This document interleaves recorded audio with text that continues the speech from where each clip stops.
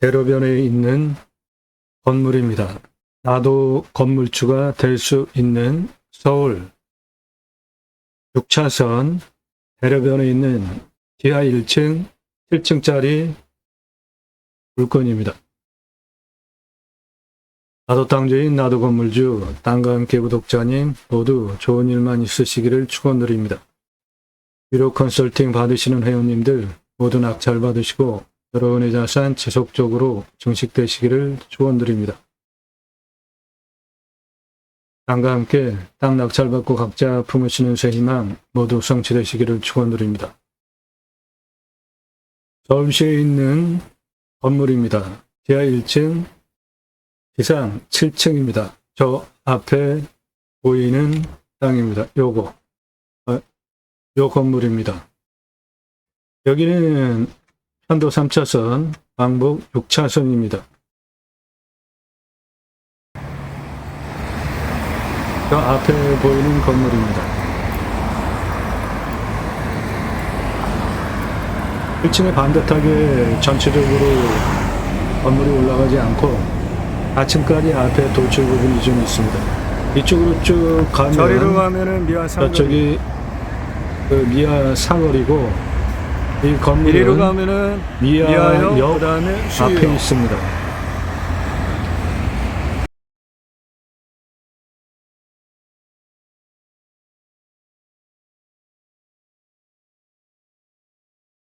이 물건에 대한 개괄을 먼저 설명드리면 신축을 하면 용적률이 줄어들어서 리모델링을 하는 게 좋겠고, 그래서 리모델링 후에 건물가치 70억 잡고 토지시가 387억을 잡으면 457억 땅이 됩니다. 투자금은 13억 8천만 원 투자하시면 되고요. 457억 가치 대비로 투자율은 3.0196%입니다. 13억 8천만 원 실제 투자해서 리모델링 직후 투자 수익률은 12.14%고 리모델링 완료 후에 보증금 받고 그리고 월세 받으면 투자 수익 28.26% 가능하겠습니다. 이 물건은 상업용 부동산이기 때문에 층별로 소용이 틀립니다. 그거를 따지셔서 층별로 가격을 설정해서 임대를 놓으시면 되겠습니다. 일반적으로 1층이 가장 비싸죠. 100을 기준으로 볼 때 두 번째로 높은 층은 가장 꼭대기 층입니다. 그리고 그 다음이 2층이에요. 이게 전국 평균이기 때문에 그거를 참조하셔서 임대를 놓으실 때 층별 임대가를 정하시면 되겠습니다.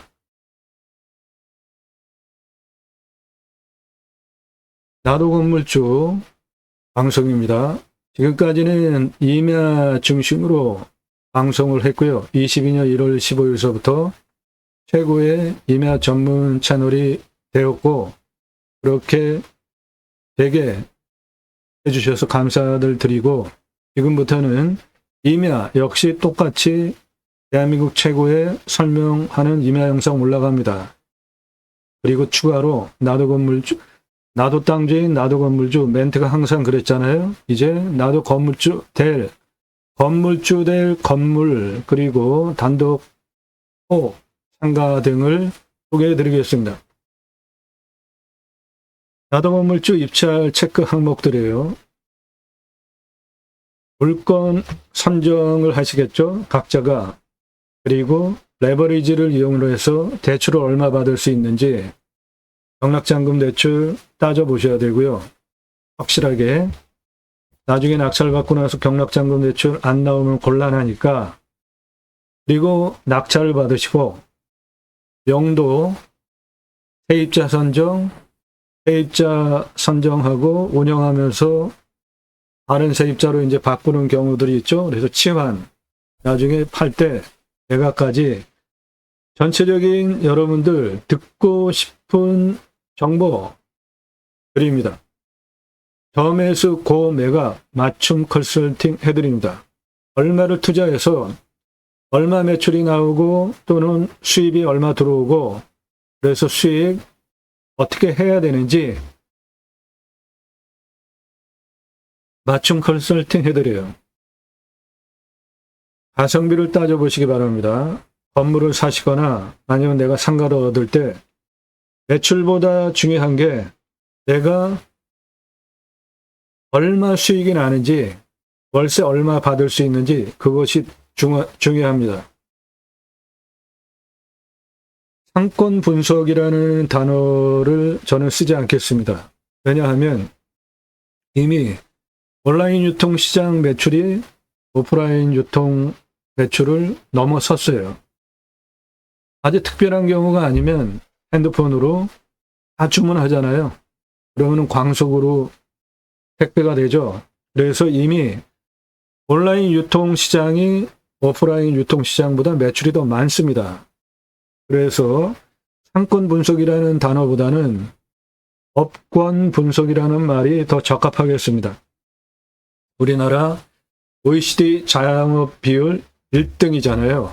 자영업 성공이 대한민국 삶의 질을 높인다고 봅니다. 투자 핵심, 투자 수익률, 자료와 근거를 바탕으로 그 방안을 제안드립니다. 단, 참조용이니까 신중하게 보시고 그 책임은 각자 규칙이니까 스스로들 잘 판단하시기 바라요. 누가 언제 어디서 무엇을 어떻게 왜 기준을 가지고 물건을 찾으시죠? 회전, 수익용으로 돈을 벌 건지 아니면 활용할 건지 건물 또는 상가 각각 그렇게 첫 번째 기준을 가지고 보시죠. 그렇게 물건을 찾으시면 권리 분석을 해야 되는데 공부와의 차이, 인수권리, 임대상가, 기책 항목 없는지, 하자 있는 물건 없는지 따져보셔야 되죠. 지자체 협조적인지 그리고 확장성이 있는지 보셔야 됩니다. 건물이나 상가 다 마찬가지예요. 환산보증금 따질 줄 아셔야 되고요. 부채, 내가 책임져야 되는 인수확정 금액이 얼마인지 반드시 따져보셔야 됩니다. 이 물건은 오늘 6차선 지하 1층 7층 나도건물주 물건은 환산보증금 48억 5,250만 원입니다. 책임져야 하는 부책 인수 확정액은 15억 3,149만 9,998원이에요. 인수해야 하는 총 보증금은 15억 3,150만 원입니다. 해당 확정돼서 분배되는 게 1억 5,350만 원이 있습니다. 그래서 내가 책임져야 하는 금액 15억 3,149만 9,998원이에요. 이거 감안하시고 낙찰가 보셔야 됩니다.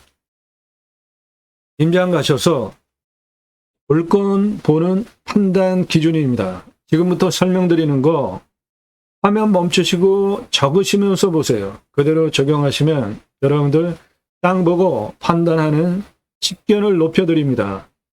여러분들 건물 보고 판단하는 식견 높여드려요. 내가 상가 하나 얻을 때 판단 기준을 배워가실 수 있습니다. 가성비보다 중요한 가성비를 꼭 따져보십시오. 매출보다 중요한 게 얼마 남느냐예요. 월세 얼마 받느냐입니다. 첫 번째로 판단하셔야 되는 기준이 건물을 보시면 또는 내가 상가 하나 얻으려면 여기서 월 매출 얼마 낼 수 있는지 얼마 벌 수 있는지 내가 세를 준다면 월세 얼마 받을 수 있는지 내가 얻는다면 권리금 얼마인지 그 관계성 큰 기준을 아셔야 됩니다. 큰 기준은 월세 나누기 0.045를 하시면 월 매출을 추정할 수 있고요. 월 매출 곱하기 0.045 하시면 월세 추정하실 수 있습니다. 1층 도로변 기준으로 잡은 거니까 가중치를 첨삭하셔서 판단하셔야 돼요. 제곱미터당 24년 2분기 월세 전국 평균은 17,900원입니다. 평으로 환산하면 59,173.6원이에요. 지역별로 보면 서울 제곱미터당 23,500원, 평으로 77,685.9원입니다. 참조하시고요. 부산 제곱미터당 71,000원, 대구 제곱미터당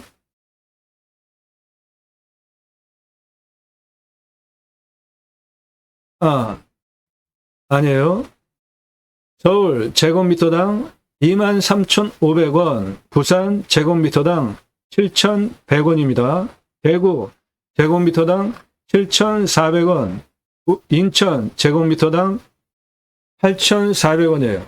광주 제곱미터당 5,500원, 대전 제곱미터당 4,700원, 울산 제곱미터당 6,800원, 경기 제곱미터당 12,700원, 강원도 제곱미터당 6,400원, 충청북도 제곱미터당 4,300원, 우리나라에서 가장 쌉니다.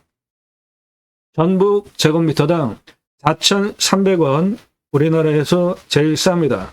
충남 제곱미터당 7,000원, 전남 제곱미터당 4,600원, 경북 제곱미터당 5,900원, 경남 제곱미터당 5,800원, 제주 제곱미터당 5,000원입니다. 이거 참조하셔서 가중치 첨삭하시면 됩니다. 첫 번째로 건물을 살 때도 그렇고 세를 줄 때도 그렇고 내가 상가를 하나 낙찰받아서 사거나 아니면 세를 얻을 때 내가 이 상가 얻어가지고 월 매출 얼마 올릴 수 있는지, 그럼 월세가 얼마가 타당한지 그거 따질 줄 아셔야 되는 겁니다. 그래서 그 큰 기준 잡기 위한 척도니까 참조하시고요. 월 수익을 잡는 방법이에요. 세대수 나누기 100 하면 일매출 추정치고요. 그 일매출 추정치 나누기 경쟁업체 수 그리고 대체 가중치를 해서 파악하시면 하루 매출, 월 매출, 월 수익 잡으실 수 있습니다. 감가상가 투자비 나누기 64 하시면 되고요. 그러면 자리를 어디를 어떻게 잡느냐, 이런 기준으로 총 만점 기준으로 따지시면 됩니다. 첫째, 권리금 10,000원, 권리금 총점 만점 중에 10% 선점, 보증금, 월세 10%, 활성 상권인지 비활성 상권인지 공실이 있는지 용도지역 따지시면서 4%, 생활형 또는 기호형, 복합형 따지셔서 3%, 업권, 그러니까 상권, 거기에 맞는 업종이 들어와 있는지 보셔서 2%, 연면적 대비 집객력 따지셔서 5%, 이 연면적 대비 집객력 아주 중요한데, 왜냐하면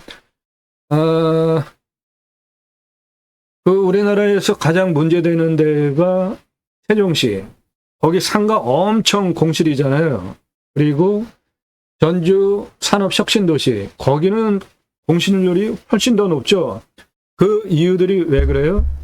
역사를 좀 보실 줄 아셔야 되는데, 우리나라 평생 직장 국가였잖아요. 그런데 IMF 후에 평생 직장 틀이 깨졌죠. 그러면서 가정도 파탄나고 그 후에 장사하려고 엄청나게 달려들었죠. 그래서 초기에는 장사가 잘 됐죠. 그런데 제가 그때 한참 프랜차이즈 사업을 하고 있었던 때인데 문제가 뭐냐면 프로젝트 파이낸싱 통해 가지고 부동산이 너무나 상업용 부동산이 많이 공급됐다는 거예요. 지금 아주 이거 상당히 문제가 많습니다. 그래서 건물을 사시는 경우에 그 지역에 상권을 따져보시고 그 상권 안에 건물이 연면적 몇 평이 공급됐는지 반드시 따져보셔야 됩니다. 오늘 물건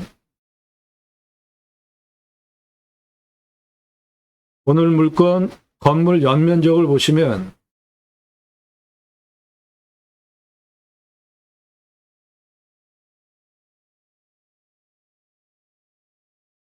서울 건물 1억 8,146만 9,547평이 공급이 되어져 있고요.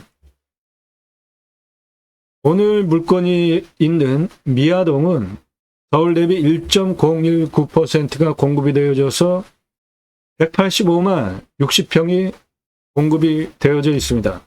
그리고 오늘 물건은 미아동 미아 사거리역에서 미아역, 수유역 그 사이에 있는 물건이라 미아 사거리역, 미아역, 수유역 이 6차선 변에 건물이 10만 8,957평이 공급이 되어 있습니다.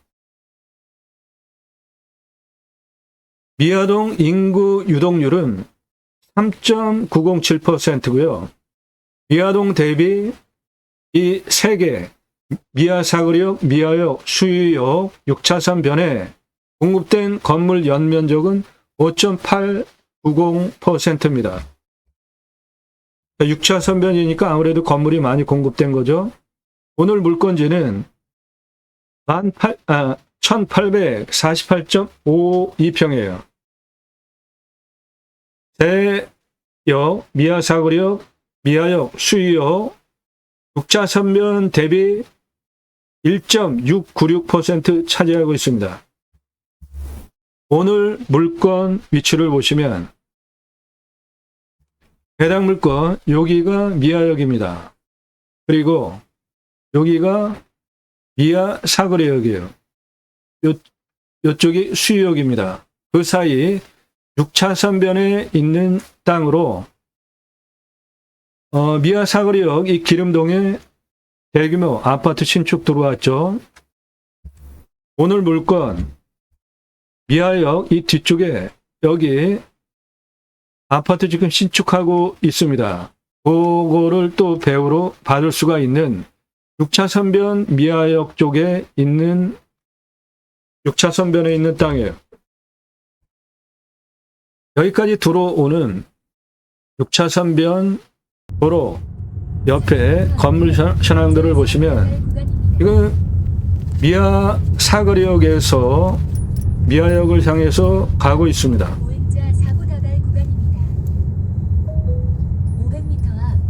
양쪽에 있는 건물 층 그리고 입점 뭐가 했는지 보시기 바랍니다.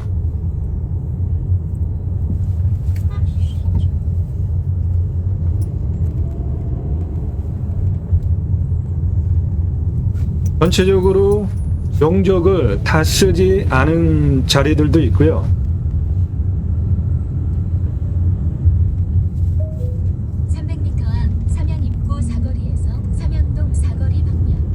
우측에 대규모 건물 있죠? 이마트입니다.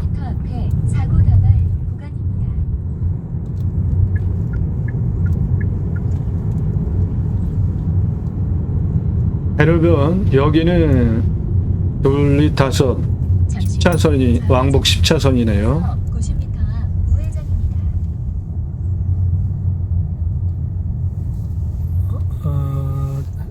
이거 줄여봐. 지금 뒤로 들어가는 거냐?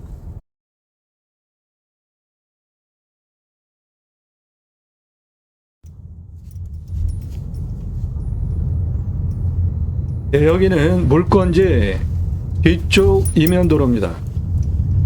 이 위치는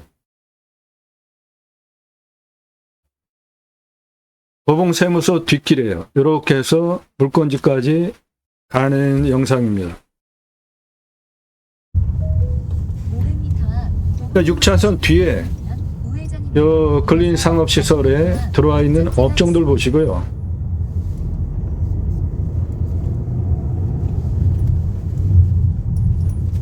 (6차선) 뒤에 첫 블록 뒤에 도로 쭉 올라가 그리고 주변 현황들입니다. 수요 사거리 있는 쪽으로 해서 우회전해서 다시 6차선 뒤에 이 첫 번째 여기 들어올 수가 이 있으니까 왕복 2차선 변에는 여기도 뭐 높은 어차피 건물들이 한번 간간히 둘러야 되니까. 있는데 그건 다 아파트고요.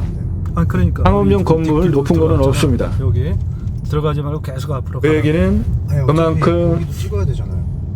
상업용 시설이 들어가 봐야 먼저 장사가 안 되니까 촬영을 건물을 올리지 않았겠죠. 잠시 후 우회전입니다. 이어서 40m 앞 목적지가 있습니다. 일단 주차를 하고 이 촬영 시간이 한 6시 반 정도 됩니다. 찍으면서 나가면 되죠. 촬영은 24년 7월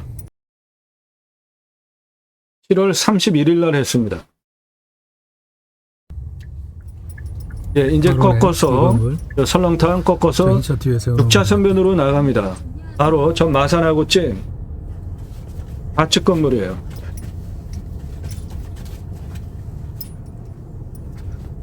여기 좌측에 보행하시는 분들 그 앞에 전봇대 앞에 건물입니다.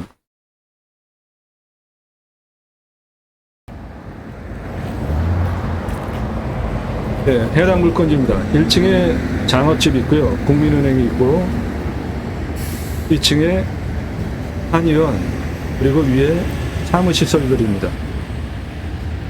1층에 주차 노면에 저렇게 할 수 있고 그리고 건물 지하로 또 주차장이 있습니다.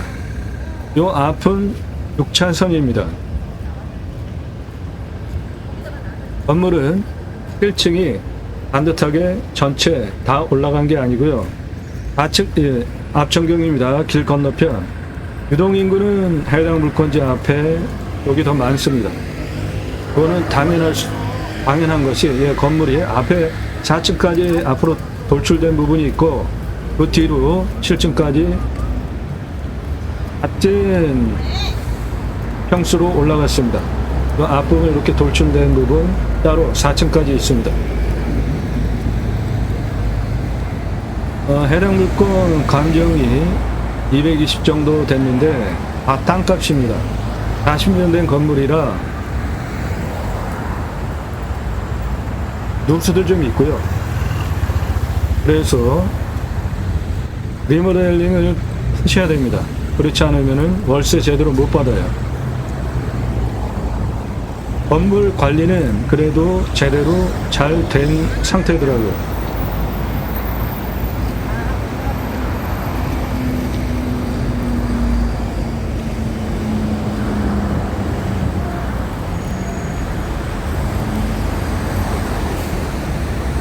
좌측 건물입니다.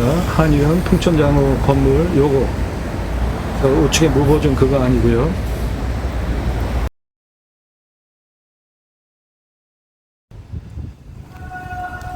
네, 건물 지하 내려가는 주차장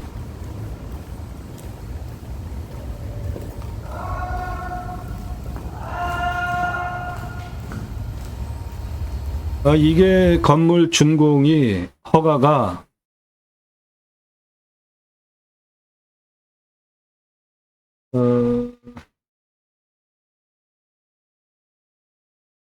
1998년인가 된 건물이에요.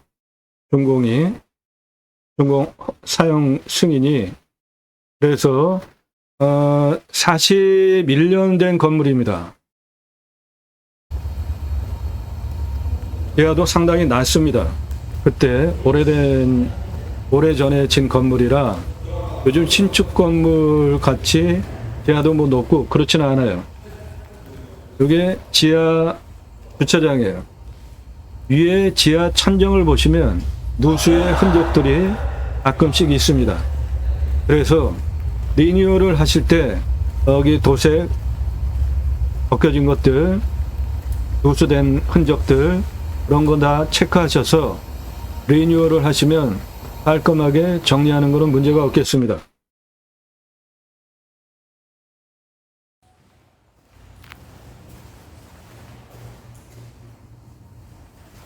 계단은 폭이 꽤 넓고요. 그리고 올라가는 이 계단에 꺾어지는 각도들이 한 요 정도면 층고가 높지 않다는 뜻입니다. 각 층에 층고가 높지 않다는 뜻이에요.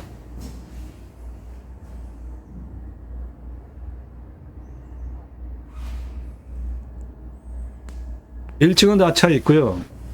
2층 병원 중에 한의원 하나 남아있고 나머지는 없습니다. 3층 일부 2칸 비어있고, 그리고 4층은 층으로 표시를 안 해놨고 5층 거기는 헬스장이 다 쓰고 있고요. 층별 현황을 먼저 볼까요? 네.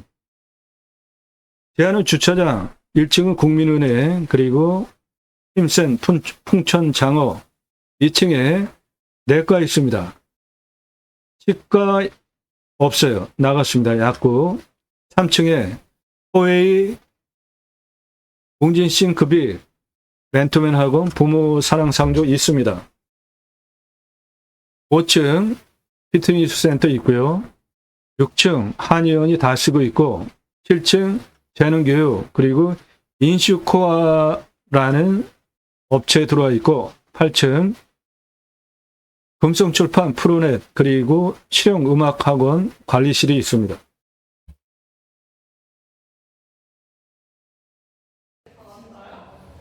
자, 7층입니다.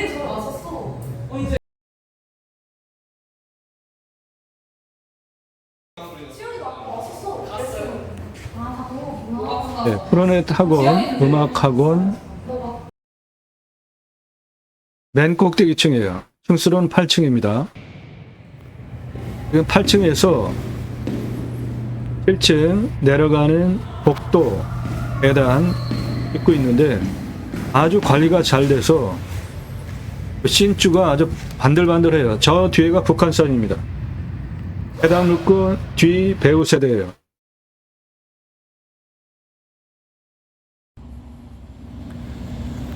네, 옥상입니다. 저 앞에 보이는 데가 북한산입니다.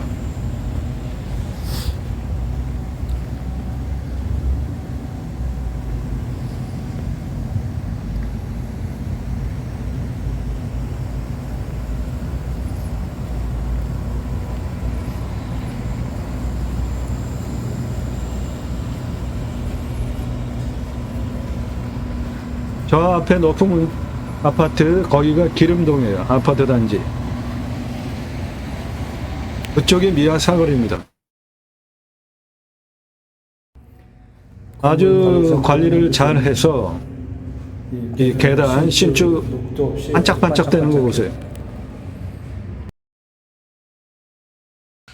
7층.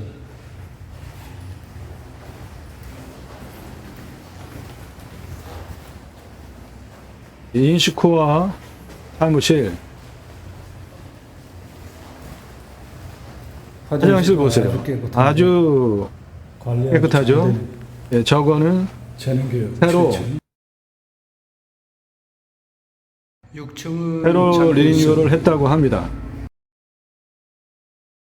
5층 이쪽으로 들어갈 네, 수 없어요. 5층은 헬스장이 쓰고 있고요. 전체 층인가 봐. 계단으로는 들어갈 수가 없었습니다. 4층은 없고 3층. 네, 3층 공실이 있습니다. 학원이 있고요. 요 앞에 톡 튀어나온 있구만, 4층은. 앞부분 공실이에요. 요 부분.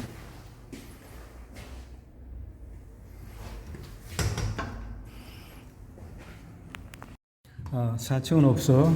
3층이야. 그 다음에 이제 2층.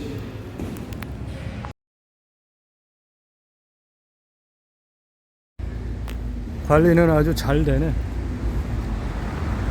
이게 건물 앞에 이쪽 라인이 통행량이 더 많습니다. 길 건너편보다.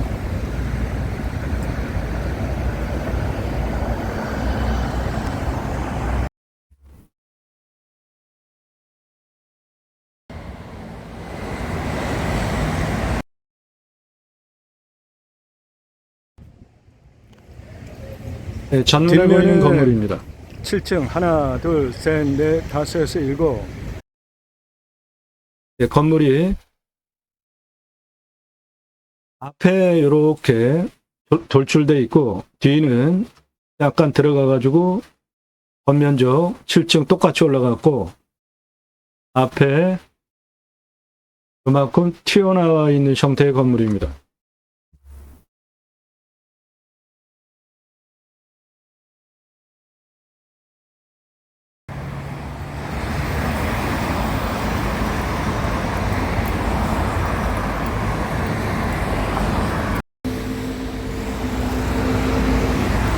저 1, 2, 3층. 예, 물건지 이겁니다.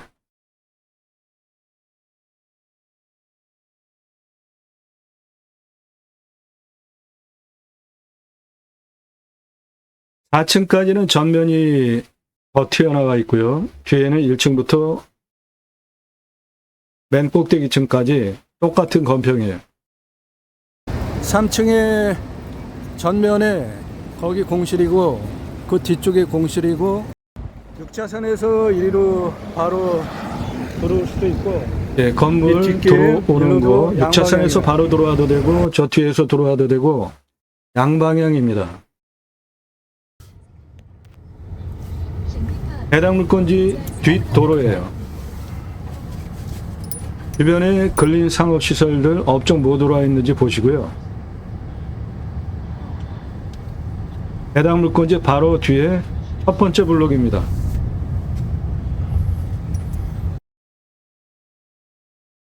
이 부분, 예, 여기입니다. 요 뒤에 6차선 바로 뒤에 첫 번째. 역시 뒤에 먹자가 있긴 있네.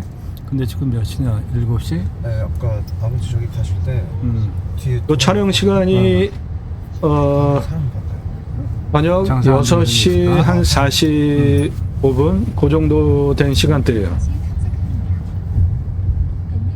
양쪽에 업종들 보시고요. 여기까지 나와봤는데 건물 층수 보시고 얘 혼자 두고? 네, 2층이나 3층 건물 규모입니다. 여자 2명 서 있고 버리고 간 줄 알고. 여기가 미아역이에요. 여기서 꺾어요? 여기가 미아. 열로 해서 좌회전할 수 있으면 가. 여기 나가 6차선 대로변 미아 사거리역에서 미아역, 요 앞에가 지금 미아역이고요. 건물 층고들 보시고 업종들 보십시오. 네, 지금 미아역 지나가고 있습니다. 미아역 양쪽에 건물의 층고, 업종 보시고 수유역까지 쭉 가는 6차선변 건물 현황들입니다. 100m 앞에 사고 다발 구간입니다.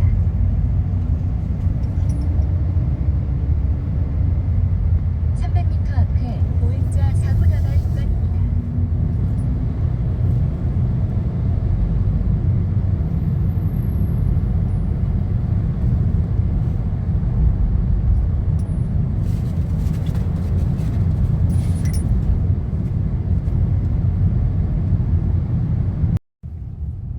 네, 이 부분은 해당 물건지 6차선 건너가서 잠시 후 그 뒤에 한 중간쯤 물건지 쪽으로 이면도로를 가면서 가는 미아 사거리에서 주변 상황입니다. 미아역 사이 여기서부터 우측 좌측으로 6차선까지 경사 중간 상당히 도로인데 급해요. 6차선에서 그 뒤에 도로 천왕, 여기에는 뭐 상업시설이 특별하게 없고 주택가입니다. 경로를 다시 이 부분이 100m 앞에 시속 30km 이쪽 도로입니다. 구간입니다. 해당 물건은 여기이고.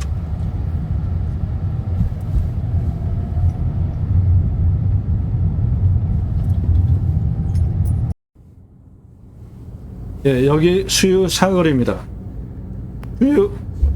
수유 사거리역은 신축 고층 빌딩들 많습니다. 수유 사거리 신축 고층 빌딩 많아요. 이 수유역은 저 수유역 사거리는 네, 고층 요 건물이 수유역 사거리는 고층 저 앞에 신축 건물들 미아 사거리 많습니다. 현대백화점 있는 데보다 고층 건물이 더 많아. 신축들이야. 그리고 수유역 전철 타는 거 지나오면은 이제 건물이 요래. 그런데 이 뒤쪽으로는 높은 건물들이 신축 건물들이야. 다 많아. 그리고 저 앞으로 가면서는 이제 모양들이 다 이래. 건물 모양들이. 300m 앞에 보행자 사고 다발 구간입니다. 600m 앞에 시속 50km 신호 과속 단속 구간입니다.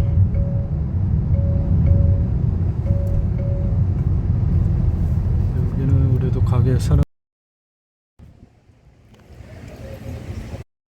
예. 해당 물건지 건물 면적, 주변 연면적 다 따질 줄 아셔야 되고요. 그래서 내 건물에 경쟁력이 있는지 판단하셔야 됩니다. 해당 물건지는 6차선 변에 있는 물건입니다. 그래서 3형으로 보겠고요. 6차선 변 3형 요것이고요. 그리고 A급지입니다.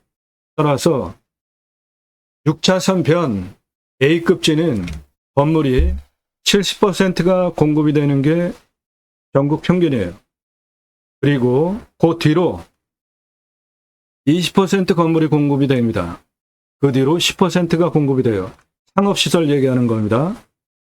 그런데 오늘 물건지는 70% 공급이 돼야 되는 건물 연면적 대비로 58.90% 건물 연면적이 공급이 되어져 있기 때문에 15.857% 부족합니다. 건물이. 그런데 그게 이유가 있을 거 아니에요? 왜 그럴까요? 해당 물건의 구매력은 서울 대비 0.987배, 그러니까 서울 평균보다 낮고요. 활성도, 즉 인구 유동률을 보시면 서울 대비 0.795배예요. 그러니까 서울 평균치보다 인구 유동률, 즉 활성도가 낮습니다. 이거 아주 상당히 중요한데 그거에 따라서 건물을 져서 장사가 될지 안 될지 판단하면서 건물들이 올라가는 것이겠죠. 여기 있는 업체 수가 전국 그리고 서울 미아동 대비 0.229%입니다. 여기에 직장인 인구는 서울 대비 0.127%고 주거 인구는 서울 대비 0.221%입니다. 즉 주거 대비 직장이 부족한 지역이에요. 그래서 유출이 한 58% 되는 지역입니다. 거꾸로 여기에 좋은 일자리 사무실 넣으면 가까운 곳에 직원 구하기 좋다. 거꾸로는 그렇게 생각할 수도 있겠습니다.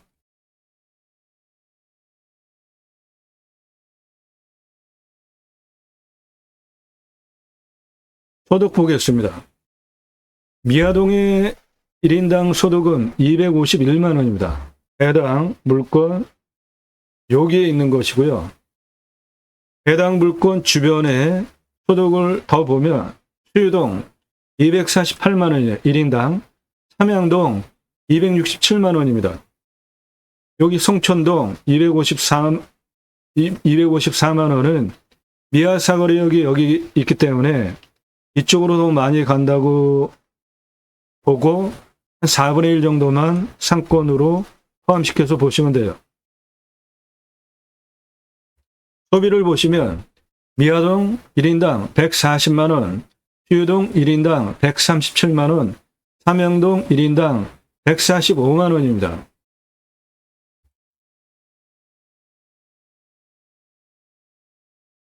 세대수를 보시면 미아동 11,629세대, 수유동 1,455세대, 삼양동 1,807세대입니다.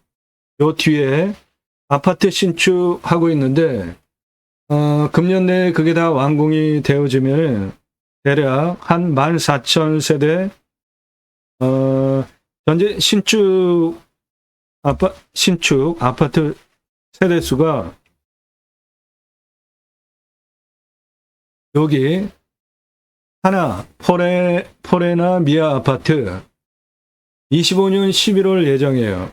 요거 세대 수가 1045세대입니다. 그리고 여기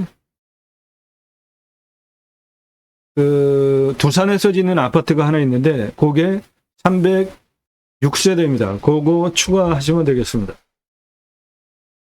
인구를 보시면 미아동 2776명, 수유동 19,831명, 삼양동 22,398명입니다. 그리고 신축 아파트 세대수 추가하시면 돼요. 유동인구 보시면 미아동 81,170명, 수유동 33,136명, 삼양동 32,224명입니다. 이 미아 사거리 이쪽에 송중동은 117,878명이에요. 송천동 157,977명이에요. 여기 수유동 71,379명이에요. 미아동이 수유동 사거리보다 더 많습니다.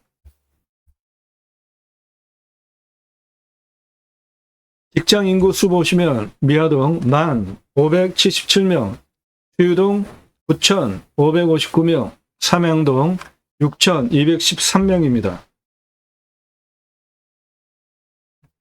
업소 숫자를 보시면 미아동 1,300개, 수유동 951개, 삼양동 647개, 수유역 주변 보시면 거기는 2,038개, 번동 1,332개, 수유역 전철역 그 주변에 업체 수가 훨씬 많습니다. 그러니까 역으로 생각을 하시면 미아동 해당 물건지 이쪽 상권에 좋은 업체들 많이 들어오면 이 수유동, 번동, 수유역 그리고 미아 사거리역 상권의 유효층을 땡길 수 있다고 해석하셔도 됩니다. 매출을 보시면 미아동 2,432만 원입니다. 업체 하나당 평균 매출, 월 매출이에요. 수유동 2,770만 원, 삼양동 2,601만 원이에요. 수유 전철역 주변 보시면 번동은 3,205만 원, 수유 3동은 2,567만 원이에요. 그러면 여기 수유동 기준으로는 비슷하고 여기 번동 기준으로는 작습니다. 미아 사거리 여기가 상당히 번화한데 거기랑 대비를 해도 송중동 유동인구가 10만 명이 넘었잖아요. 훨씬 많았는데 매출은 한 100만 원 밖에 차이가 안 나요. 그러니까 물건지 상권 같이 좋습니다.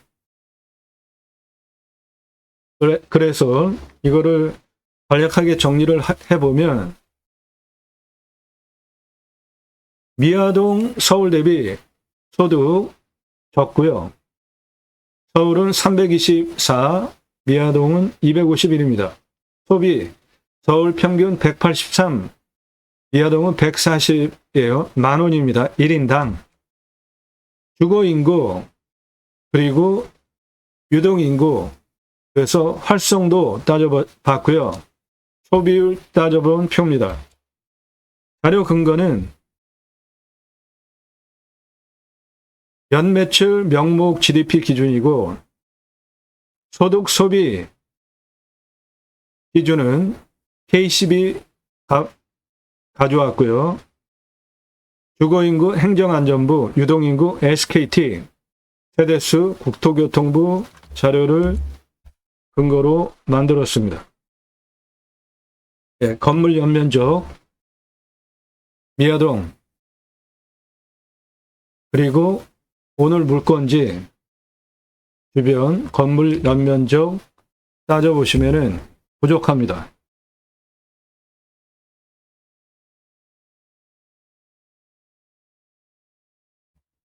그래서 연면적 대비 따져보셔야 해당 건물 그리고 내가 가게를 얻는다면 그 상권의 집객력을 보실 수 있어요. 5% 보고요. 구매 가능한 실효적인 유효 사람 숫자 10% 보고요. 구매력 10% 보고 건물 상가 분석해서 16% 보시면 됩니다. 신도시 건물 연면적 공실 많죠. 그래도 되는 자료가 있습니다. 1% 보시고요. 신도시 보시는 경우에 편의점이 있으면 1% 보십시오.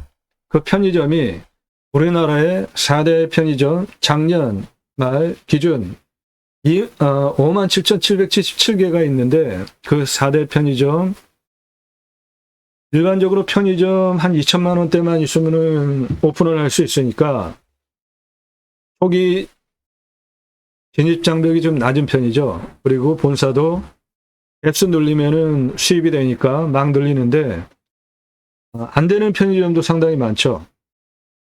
그래서 그 편의점을 보는 기준은 편의점이 들어가 있으면 상권이 있다 없다 그렇게 보시는 게 아니고 요즘 배달업종 많잖아요. 그러니까 편의점은 걸어서 들어가는 집객 업종이기 때문에 편의점을 기준으로 그 뒤로 더 편의점이 없으면 거기는 전혀 상권이 없는 곳이잖아요. 그러면 거기를 끝점으로 예를 들어서 여기 편의점이 있고 여기가 메인 상권이면 이 편의점으로부터 이 메인 상권까지 이 라인은 집객이 될 수 있는 도로라고 보시고 통로라고 보시고 거기에 이 메인 거리 그쪽에는 집객 와서 장사할 수 있는 업종이 들어가면 되고 그 중간 뜬 자리는 배달업종 들어가면 돼요. 그래서 가성비 대비 싸게 얻으셔서 배달업종 하시면 되는데 배달업종을 하실 때도 같은 시설을 가지고 시설비는 어차피 들어가는 거잖아요.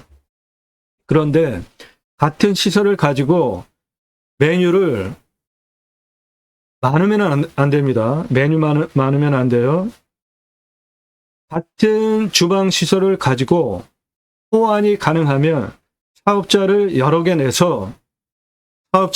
내셔야 됩니다. 그렇지 않고 사업자 하나 가지고 그 온라인 그 구매하는 사이트들 있잖아요. 거기에 사업자 하나 가지고 상호 여러 개 쓰면 요즘 소비자들 그거 다 알아요. 그래가지고 여기는 이것도 하고 저것도 하네? 그러면서 오히려 장사가 마이너스입니다. 그러니까 사업자 등록을 내가 메뉴를 3개를 할 거다. 그러면 3개를 내셔야 돼요.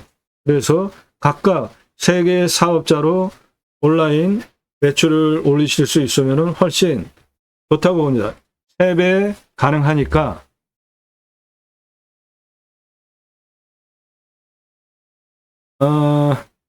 저는 공약뉴스 인터넷 신문사 발행입니다. 공약 걸고 나오는 직선 정치인들 얼마나 공약 잘 지키고 일 잘하고 입법 잘하는지 그런 거 감시해서 보도하는 신문사고요.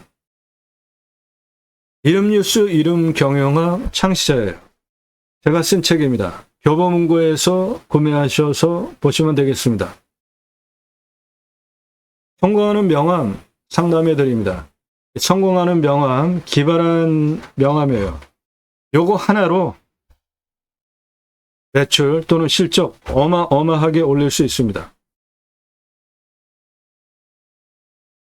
성공하는 명함은 명함 보통 어디에 쓰이나요? 서로 이렇게 만나면은 명함 교환하면서 이름 또는 직급 그 정도 파악하는 데 쓰이잖아요. 그런데 이 성공하는 명함 아주 디자인이 특이합니다.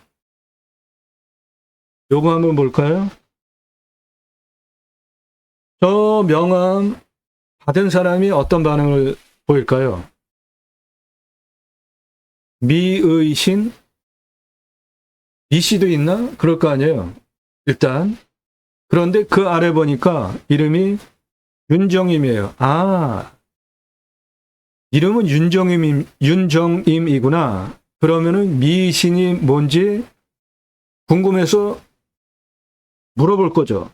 그러면, 나는 고객이 숨겨진 미, 앞으로 미를 찾아드리는 미신입니다. 서로 처음에 통성명 하는데 아주 기가 막히죠. 그리고 요거 볼까요? 교보생명 영업사원 성공하는 명함인데 저거하고 계속 1등 합니다. 해산축적 파트너 태축 김민정. 그럼 저 명함을 받은 상대방이 태축이 뭐예요? 물어볼 거 아니에요. 그러면은 고객의 재산을 태산처럼 축적해 드리는 파트너 태축 김민정입니다. 이렇게 얘기를 하는 거예요. 일반 명함하고 차원이 다른 명함입니다. 이거 아주 영업하시는 분에게 추천드려요. 대박납니다. 대박나요. 질문은 성함 한글 한자 주시고 생년월 직업 주세요. 이름 분석해서 포장명해서 슬로건 장문해고 한 통 보내드립니다. 디자인 원문 보내드려요. 다시 찍어가지고 쓰실 수 있어요. 가격은 150만 원입니다.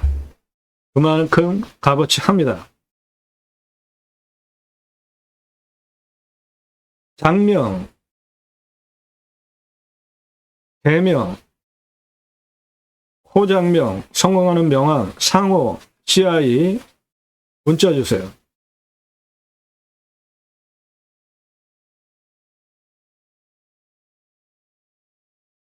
이름뉴스 이름 경영학 제가 쓴 책이에요. 교보문고에서 구매하실 수 있습니다. 저는 하빅뉴스, 공양뉴스, 이름뉴스 3개의 인터넷 신문을 운영하고 있습니다. 제가 회사 설립하고 프랜차이즈 사업한 브랜드들이에요.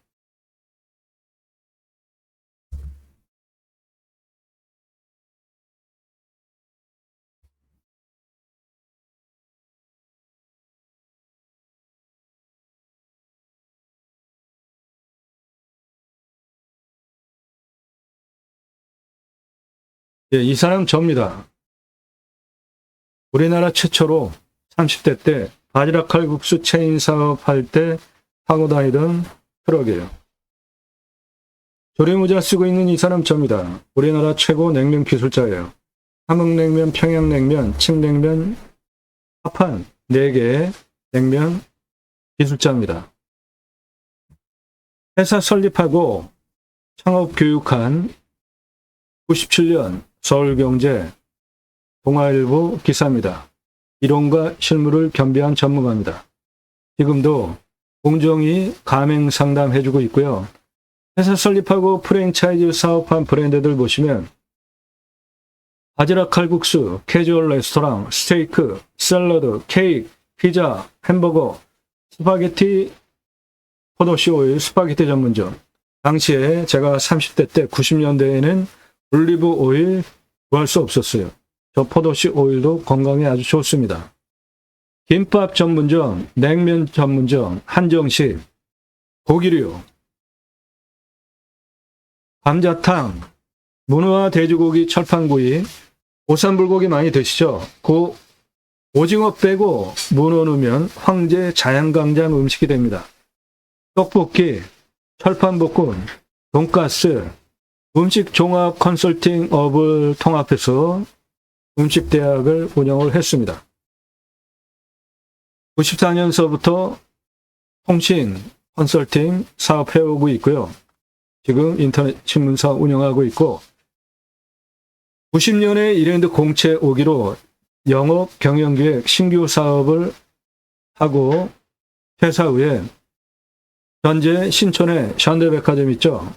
그게 그전에는 신촌 그레이스 백화점이었고 그전에는 거기가 창원시장인가 그 재래시장이 있어요. 거기 그 재래시장 신촌 그레이스 백화점으로 오픈을 했을 때 거기서 의류 매장 5개를 제가 30대 초반에 운영을 했습니다. 그리고 의류 브랜드 사업을 했고요. 이런 경력들이 있기 때문에 여러분들 상권 판단하고 컨설팅 제대로 해드릴 수 있습니다. 활성도 따지셔서 3% 주시고요. 유동인구가 많은 자리가 장사가 잘 되는 자리가 절대 아닙니다. 아까 보셨죠? 유동인구 보시면 여기 미아 사거리역에 송중동 유동인구가 11만 7,878명이나 돼요. 여기 성천동 15만 7,977명이에요. 미아동 8,170명이죠. 그러면은 유동인구가 이 미아 사거리가 2배나 더 많잖아요. 그런데 매출을 보시면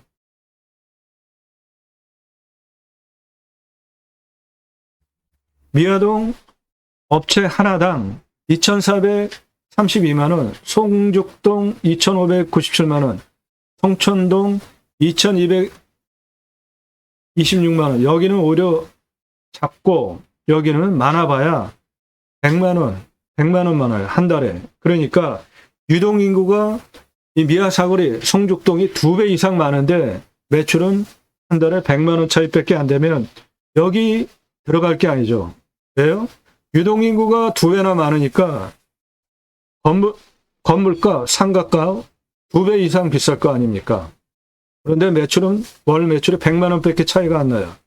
그거 아주 상당히 중요한 것이니까 현장 가셔서 조사하실 때 유동인구 많은 것에 현혹되지 마십시오. 유동인구 많은 것에 현혹되지 마세요. 주동선이 어딘지 따질 줄 아셔야 돼요. 5% 주시면 됩니다. 대로변에 있는지 이면에 있는지 1% 주시면 되고요. 이건 뭐 굳이 대로변에 있으면 건물가, 상가가 그것만 비싸지 내가 실력만 있으면 대로변에 붙어 있지 않고 이면도로 아주 엉뚱한 자리에 있어도 장사 다 되잖아요. 산꼭대기 가가지고 전혀 상권이 없는데도 월 매출 뭐 5억씩 하는 장사도 있고 그리고 그 동선을 볼 때 아주 중요하게 따져보셔야 됩니다. 이거는 관통선 도로인지 중간에 차단되어 있는지 보셔야 돼요. 예를 들면 대학가 담벼락이 싸고 있는데 아파트 담벼락이 싸고 있는데 그거는 차단된 곳이기 때문에 거기에서 내가 그 차단된 담벼락 그 근처에 건물을 갖고 있거나 상가 얻으면은 건물 갖고 있는 거는 뭐 크게 문제가 없겠죠. 거주용으로 한다면. 그런데 상업용으로 할 때 담벼락 가려져 있는 그 라인에 붙어 있으면은 그건 아주 상당히 문제가 되는 겁니다. 그리고 횡단보도 있는지, 전면에 있는지, 후면에 있는지 1% 주시고요. 역 앞에 있다고 다 좋은 거 아닙니다. 전철역 앞에 바로 나온 자리 엄청나게 비싸죠. 가성비를 따져보시라고요. 그 자리 좋은 자리 아니에요. 코너 자리가 더 좋습니다. 역 앞에 나와가지고 뭐 1번 출구, 2번 출구 이렇게 있죠. 그런데 그거 바로 앞에 나와가지고 있는 자리보다 거기서 좀 가가지고 코너 자리가 훨씬 좋아요. 가성비가 훨씬 좋습니다. 중앙에 있는지 코너에 있는지 요거 따지는 거는 주변 상권 세대 그 동선에 따라 가지고 틀린데 일단은 코너 자리가 좋습니다. 정문인지 후문인지 1% 주시고 징검다리 업권에 해당이 되는지 요건 감점이에요. 예를 들면 홍대역 보시면 여기 홍대역 있고 홍대가 여기 있어요. 그런데 상권이 이게 약간 비스듬히 올라가죠. 그리고 이렇게 서계동 쪽으로 이쪽이 메인 상권이잖아요. 그럴 때 요 중간에 있는 요 상권을 징검다리 상권이라고 합니다. 이런 데 들어가시면은 안 돼요. 흐르는 곳입니다. 그거 따져보실 줄 아셔야 돼요. 도보로 또는 배달로 차가 들어오는지, 드라이브는 스루 그런 업종 가능한지 그거 따져보셔가지고 1% 주십시오. 연령층 1% 배점 주시고, 운영자 능력과 입지 따져보셔서 3% 주시고, 높은 매출 나오는 가게들 있잖아요. 집객이 엄청 잘 되죠. 막 줄 서고 그러면은 그 옆에 붙으면 그거 낙수 효과 좀 있을까 해가지고 들어가는데, 그거는 장단점이 있습니다. 장단점이 있어요. 거기에 줄 서는 사람은 거기 가려고 가는 거지, 거기 가서 줄 서면서 그 옆에 관심 잘 안 가져요. 그런데 경우에 따라서는 장점이 될 수 있습니다. 1%만 주십시오. 용도지역, 나중에 용도지역 가지고 증축이나 기타 그런 게 되니까 그거 보셔야 되는 게, 나중에 경쟁업체가 들어오거나 경쟁 건물이 들어오거나 그럴 수 있기 때문에 그래요.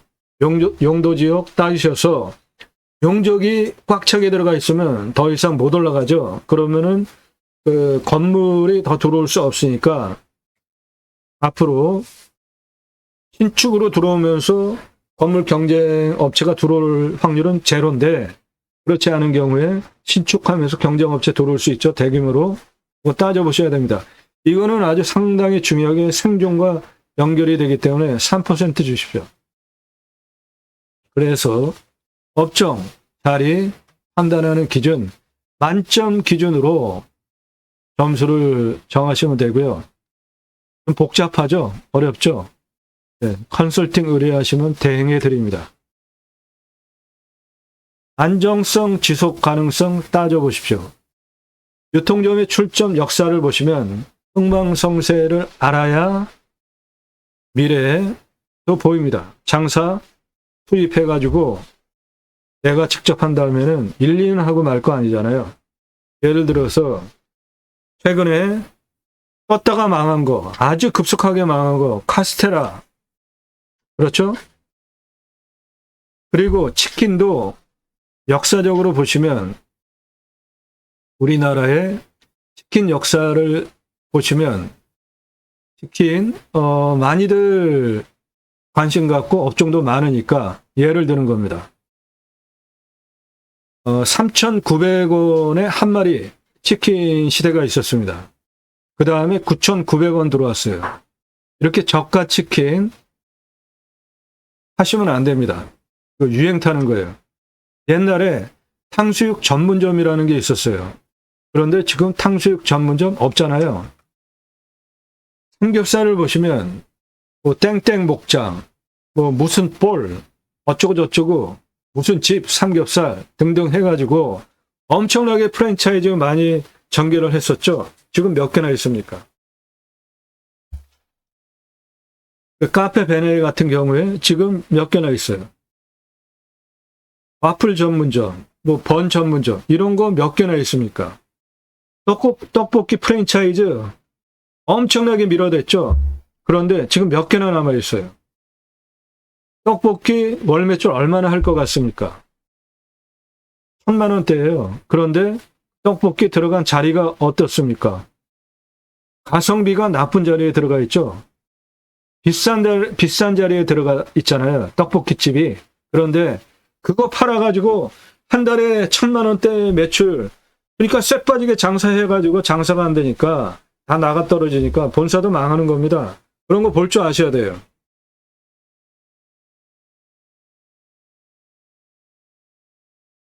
체인점 하려고 하시는 분들 체인점 개수 보시기 바랍니다. 왜냐하면 100개까지는 그 유행빨로 확정할 수 있어요. 그런데 거기서부터 300개 넘어가는 거 무지하게 어렵습니다. 제가 체인 사업을 했었잖아요. 그리고 그 이상 넘어가면은 300개 넘어가면은 그때부터는 안정화가 들어가는 거예요. 시장에서도 인정해주고 본사도 실력이 있고 안정화 단계로 들어가는 거예요. 100개 아래 체인점 아주 신중하게 선정하셔야 됩니다. 개인이 직접 하시는 경우 장사하려면 노하우들이 필요하겠죠. 요즘은 지식형 사업도 많습니다. 가장 좋은 사업은 판매 업종이에요. 음식점, 객단가, 그리고 테이블, 그거 가지고 매출 나오잖아요. 보통 2평에 4인석 하나 들어가요. 그러니까 프랜차이즈, 뭐 김밥 프랜차이즈, 뭐 프랜차이즈 해가지고 엄청나게 많죠. 매출들이 얼마나 될까요? 예. 궁금하시면 컨설팅 가입하시고 물어보시면 죽 전문점, 빵집, 파리바게트, 뚜레쥬르, 그리고 커피 전문점, 김밥집, 국수, 베스킨라빈스, 맘스터치, 커피 전문점, 짬뽕, 요 드라이브스루 잘 잡으면 장사 잘 됩니다. 족발, 치킨 뭐 등 포함해서 구체적인 자료를 가지고 매출, 수익률 다 컨설팅 해드립니다. 건물 상가 분석하는 거 총점 1600점 기준으로 판단하시면 됩니다. 첫 번째, 접근 시각에서의 가시성 장애물이 있는지 500점, 1600점 중에 전면, 폭, 깊이, 지리적인 특성, 흐르는 징검다리인지 아니면 풍수적으로 어떤지 그런 거 100점. 도면 꼭 챙겨보셔야 됩니다. 분양 시 원본 도면, 그리고 실제 현재 기둥이 있는 경우에 상당히 많이 갉아먹잖아요. 그래서 그건 로스로 잡으셔야 돼요. 그런 거 참조하셔서 100점 보시고, 주차장 전용, 공용, 그리고 노변이 있는지, 내 건물 앞에 댈 수 있는지 100점 보시고요.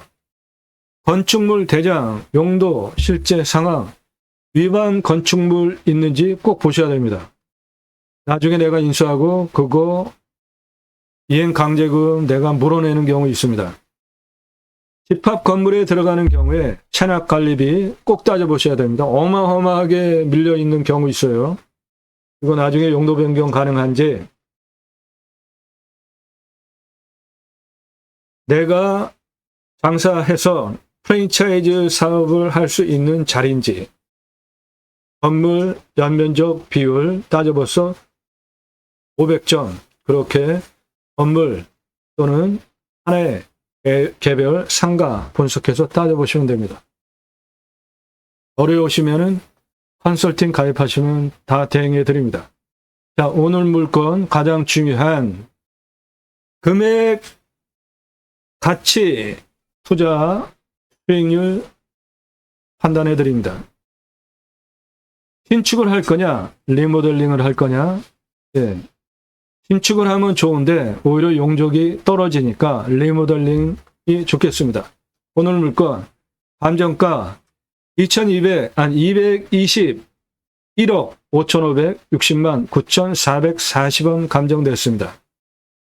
그 감정 내역을 보면 토지가 전체 감정가의 93.18% 206억 3,394만 원 됐습니다. 건물은 1984년 7월 4일 날 철근 콘크리트 건축 승인이 돼서 잔가율 40년차 28%만 잡아서 건물 감정은 15억 918만 1,440원입니다. 전체 감정가 대비 6.812%예요. 그러니까 오늘 물건은 거의 땅값이라고 보시면 됩니다. 그리고 제시에 있습니다. 옆에 창고, 뭐 기타 그런 거, 그게 1,248만 8천원 감정에 포함이 되어 있습니다. 이 감정가 감정가 221억 5,560만 9,440원의 감정이 잘 됐는지 안 됐는지 판단하셔야죠. 미아동 시세는 미아동 시세를 대비해 보면 해당 면적 대비를 보면은 297억 8,717만 8,836원이에요. 미아동 대비로는 297억인데 미아동 전체 대비로도 227억이니까 221억이니까 거의 86억 정도 싸게 됐죠. 그렇죠? 미아동 전체 대비가 297억인데 오늘 물건이 221억이 됐으니까 미아동 대비로 86억이나 싸게 돈을 벌 수 있는 땅이죠. 그거보다 더 중요한 거는 미아 사거리, 미아역, 수유역까지 그 6차선 변에 물건 평수 대비해보면 430억이에요. 그러니까 해당 물건 221억 감정됐으니까 430억 마이너스 221억이면은 앉아서 209억 먹고 들어가는 땅입니다. 예. 신축, 리모델링, 임대소도 무엇으로 할까? 신축은 안 되고요. 조금 이따 설명합니다. 용적률이 떨어지기 때문에 안 돼요. 리모델링 해야 됩니다. 서울시 임대료 기준으로 미아동 소득 적용해서 한산보증금으로 취한을 해보니까 해당 물건 한산보증금 88억 509만 8,446원입니다. 해당 물건 현재 한산보증금 48억 5,250만 원이에요. 그러니까 그 차가 39억 5,348만 446원이 차이가 나고 있죠. 그만큼 내가 39억 5,348만 446원 돈을 못 버는 물건이잖아요. 왜 그렇죠? 예, 건물이 오래돼서 그래요. 그래서 리모델링이 답이다. 철근 콘크리트로 똑같이 건축한다 그러면은 건축비 평당 800만 원 잡으면은 건축비 117억, 땅값 시세 387억 하면은 504억 가치 땅이 되는데 현재 건물은 용적률이 291.74%에 지상고가 31.5m예요. 그런데 지금 제3정 일반 주거지역 건폐율 똑같고 용적률이 250이에요. 그러면 요거 용적이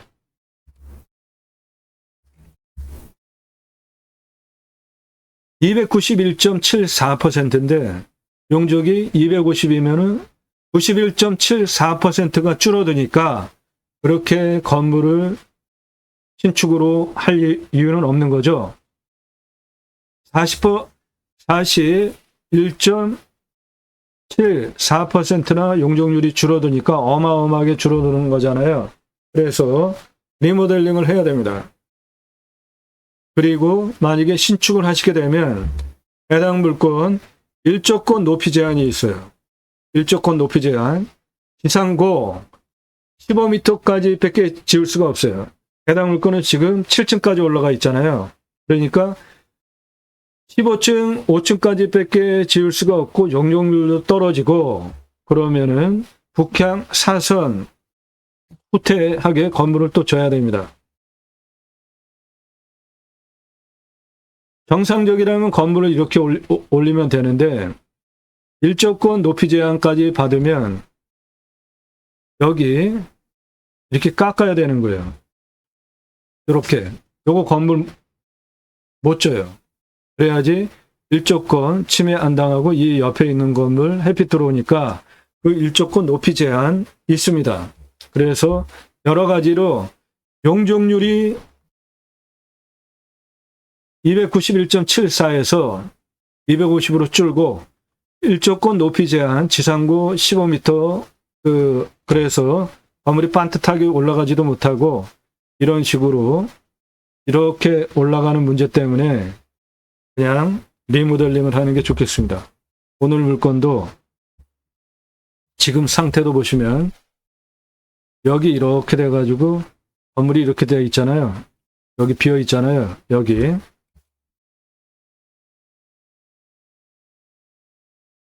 신축을 만약에 하겠다. 용적률, 지상고, 일조권 높이 제한 다 감안하고 5층으로 그냥 지겠다. 그러면 평당 800만 원 잡으면은 건축비는 100억 들어가겠고 땅가 387억 잡으면 437억짜리 땅이 됩니다.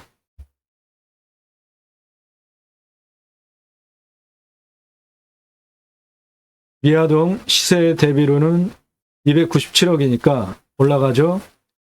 3억 시세 대비로는 430억이니까 거의 비슷합니다. 신축, 리모델링, 임대소득 보자고요. 철근 콘크리트는 관리 잘 하시면 한 100년 전후까지도 쓰니까 이건 이제 40년 차 물건이니까 큰 문제는 없다고 봅니다. 낙찰가 강락장금 대출 81%, 그러면은 실제 투자금은 11억이면 되겠고요. 리모델링 20억 들어간다고 보면 그 20억은 경락장금 대출 61억을 받으면 감정가가 221억 물건이기 때문에 대출 여력이 160억이 더 되니까 저 리모델링비 20억도 전액 대출 받는 거는 문제가 없습니다. 낙찰받고 1차 건물주 들어가기 위한 재비용들, 취득세, 법무비용, 명도, 하자, 낙찰가 대비 4% 잡으면 2억 8,800만 원 들어가겠습니다. 서울시 임대료 시세 그리고 미아동 소득 적용해서 한산 보증금으로 제한을 하면 88억 598만 446원이고 현재 한산 보증금 48억 5,250만 원이기 때문에 현재 39억 5,348만 446원을 손실 보고 있는 상태입니다. 한산 보증금 88억 5,098만 446원 기준으로 보증금 얼마 받고 월세 얼마 받을지 뽑아보시면 보증금 40억 받으면 월세 4,800, 그래서 1년 월세 수입 5억 7,600, 보증금 30억 받으면 월세 5,800, 1년 월세 6억 9,600만 원, 보증금 20억 받으면 월세 6,800, 그래서 1년 월세 수익 8억 1,600만 원입니다. 보증금 10억 받으면 월세 7,800만 원, 1년 월세 수입 9억 3,600만 원이에요. 현재 보증금이 15억 3,145만 원이 들어와 있습니다. 그거를 기준으로 세팅값을 보증금 15억 받는 걸로 세팅을 하시면 무난할 것 같아요. 그러면 월세 7,300만 원, 1년 8억 7,600만 원 월세 수입이 가능하겠습니다. 경락장금 대출 61억, 이율 6%, 그러면 이자 3억 6,600만 원 나가겠고, 리모델링 전에 20억 대출 받아서 6% 이자, 그러면 연이자 4억 8,600만 원 나가겠습니다.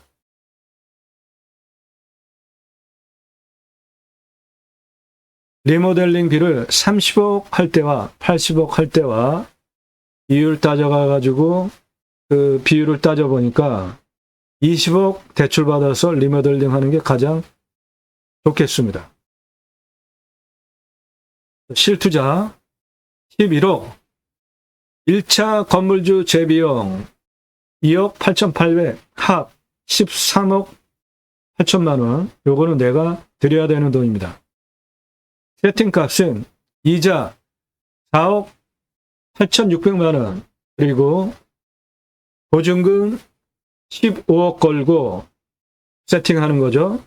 그러면은 1년 월세 8억 7,600만 원 들어오니까 이자 1년 4억 8,600 내도 월 3,250만 원, 연으로 따지면 3억 9천만 원 플러스입니다.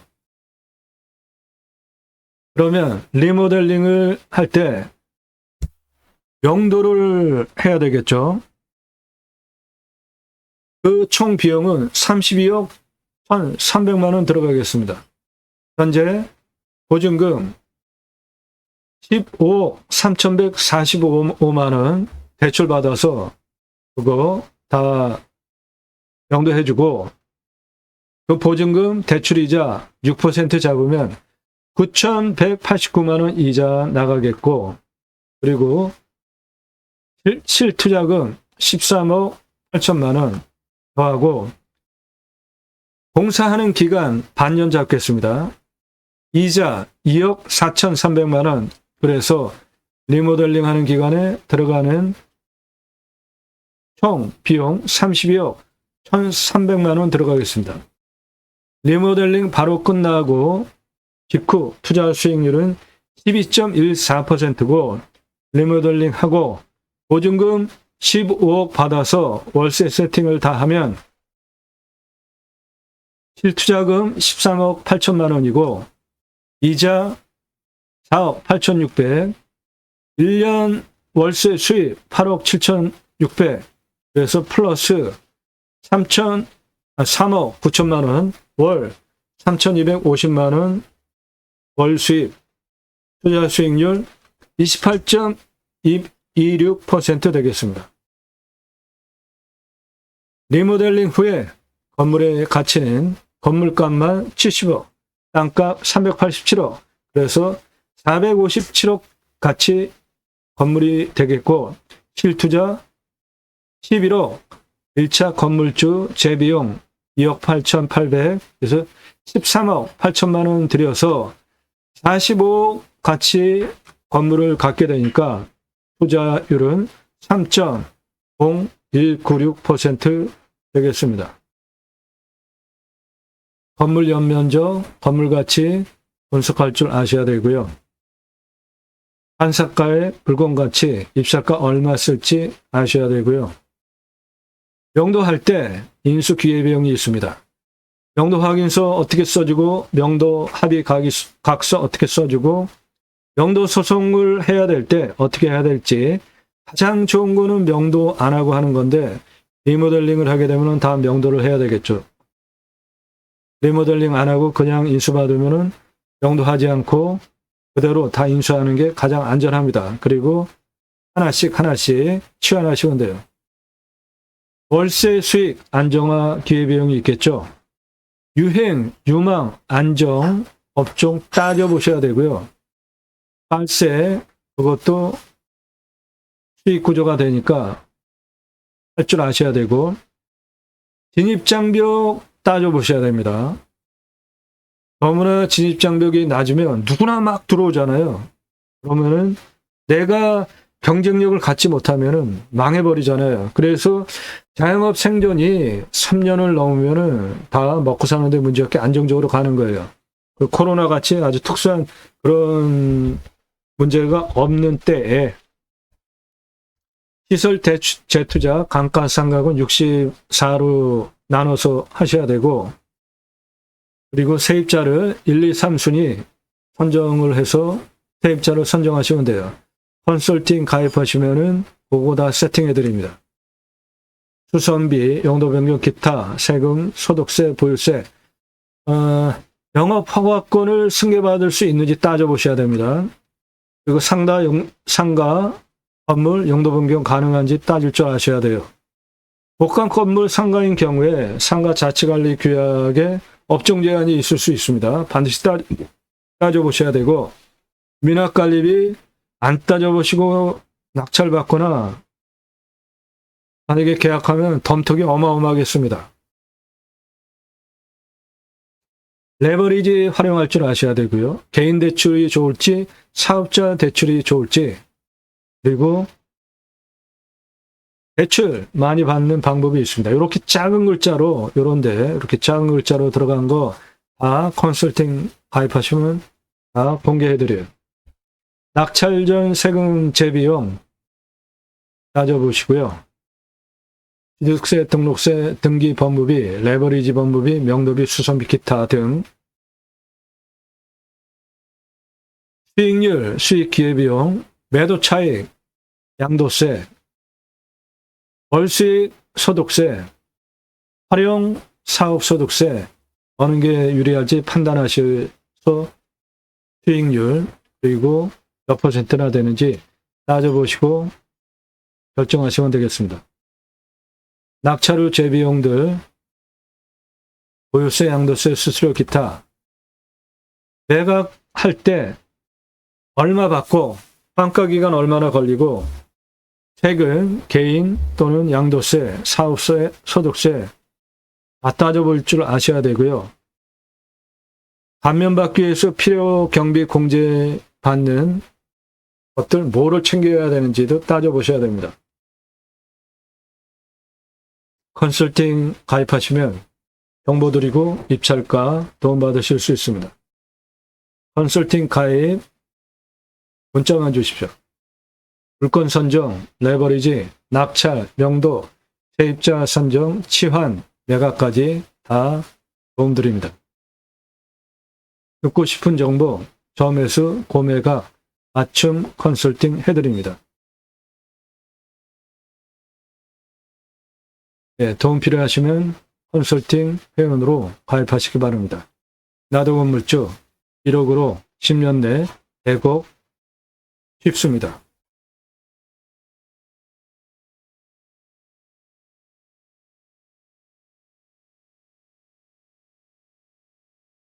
여러분들 경매공매 싸게 낙찰 받으려고 하시는 거죠? 그런 정보 공짜로 달라고 하시면 안 됩니다. 유료 컨설팅 회원 가입하셔서 답집을 하고 도움받으세요.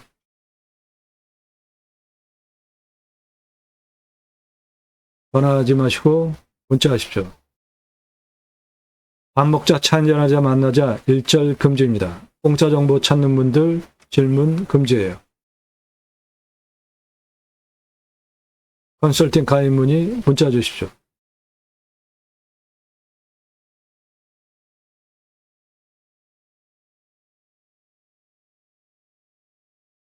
예, 오늘 물건 서울 6차선 대로변 미아 사거리 미아역 수유역 그 6차선 대로변에 있는 지하 1층 7층 나도 건물주 될 수 있는 물건입니다. 나도 땅 주인, 나도 건물주, 땅과 함께 구독자님 모두 좋은 일만 있으시기를 축원드립니다. 감사합니다.